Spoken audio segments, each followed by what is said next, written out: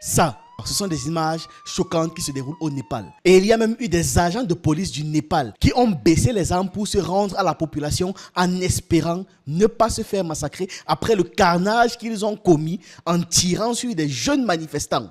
Certains étaient encore en uniforme scolaire. En moins de 24 heures, le Népal s'est littéralement effondré. Quand je dis que c'est effondré, c'est qu'il n'y a plus de gouvernement. Il n'y a plus aucun gouvernement, plus aucune autorité, plus de police et l'armée est statique. Le pouvoir a été balayé par la population. Le peuple s'est levé et a détruit complètement les institutions. Aujourd'hui, il n'y a plus personne aux commandes.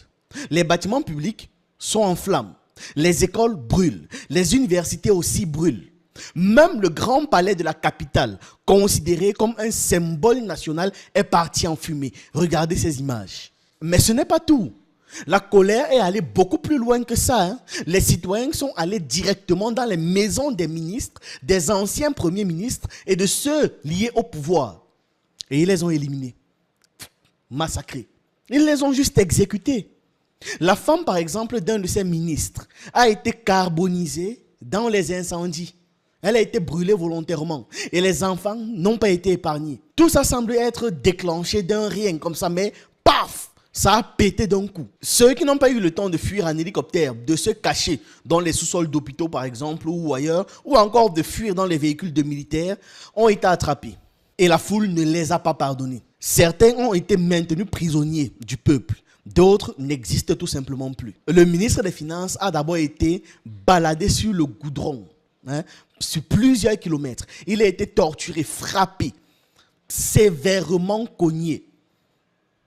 Et après, on l'a fait marcher dans la rivière en lui jetant des trucs dessus. Et après tout ça, il a quand même été exécuté. De toute façon, s'il ne mourait pas exécuté, ça allait être la douleur qui allait le finir. Les images sont tellement violentes que ça ne peut pas être partagé. C'est clair, ça ne peut pas être partagé.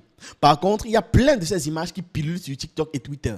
Parmi les autres personnes éliminées, on compte le président du Congrès népalais, la ministre des Affaires étrangères, le secrétaire général du Congrès, le conseiller en communication du Premier ministre et l'épouse de l'ex-premier ministre brûlé vive là, dont j'ai parlé. Son époux occupait encore d'autres fonctions officielles au sein du gouvernement.